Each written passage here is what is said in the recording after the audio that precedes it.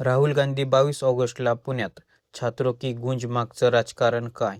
लोकसभेचे विरोधी पक्षनेते राहुल गांधी 22 ऑगस्टला पुणे दौऱ्यावर येणार आहेत. निमित्त आहे पुण्यात आयोजित करण्यात आलेल्या छात्रों की गूंज या कार्यक्रमाचं.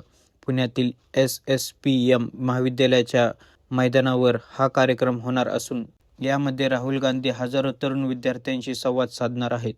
विशेष म्हणजे महाराष्ट्रात किंवा पुण्यात सध्या कोणतीही मोठी निवडणूक नाही.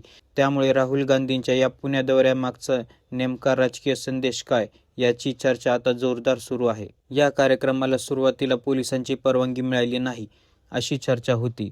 त्यामुळे काँग्रेसकडूनही आक्रमक भूमिका घेण्यात आली होती. परवानगी मिळाली नाही तरी कार्यक्रम होणारच, अशी भूमिका काँग्रेसच्या नेत्यांनी घेतली होती. मात्र आता या कार्यक्रमाला पुणे पोलिसांकडून सशर्त परवानगी देण्यात आली आहे. तब्बल 30 अटी आणि सशर्त राहुल गांधींच्या कार्यक्रमाला परवानगी मिळाल्याची माहिती समोर आली आहे. त्यामुळे कार्यक्रमाच्या राजकीय आणि प्रशासकीय दोन्ही बाजूंवर चर्चा सुरू झाली आहे. राहुल गांधी याआधी 2024च्या लोकसभा निवडणुकीदरम्यान पुण्यात आले होते. त्यावेळी त्यांनी महाविकास आघाडीच्या उमेदवारांच्या प्रचारासाठी रॅली घेतली होती. मात्र आता जवळपास 2-2.25 वर्षांनंतर राहुल गांधी पुन्हा पुण्यात येत आहेत आणि यावेळी त्यांच्या दौऱ्याचं निमित्त आहे ते थेट विद्यार्थ्यांशी संवाद साधण्याचं. काँग्रेसच्या कार्यकर्त्यांमध्येही या कार्यक्रमाबाबत मोठा उत्साह पाहायला मिळत आहे. हजारो विद्यार्थ्यांशी संवाद साधण्याची तयारी सुरू आहे. मात्र प्रश्न असा आहे की निवडणूक नसतानाही राहुल गांधींनी पुण्यात विद्यार्थ्यांशी संवाद साधण्याचा निर्णय का घेतला?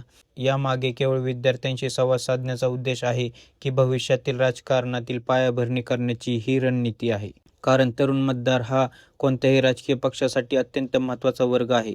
शिक्षण, रोजगार, स्पर्धा परीक्षा, बेरोजगारी, महागाई आणि भविष्यातील संधी यांसारख्या प्रश्न तरुणांच्या राजकारणातील भूमिकेला प्रभावित करतात.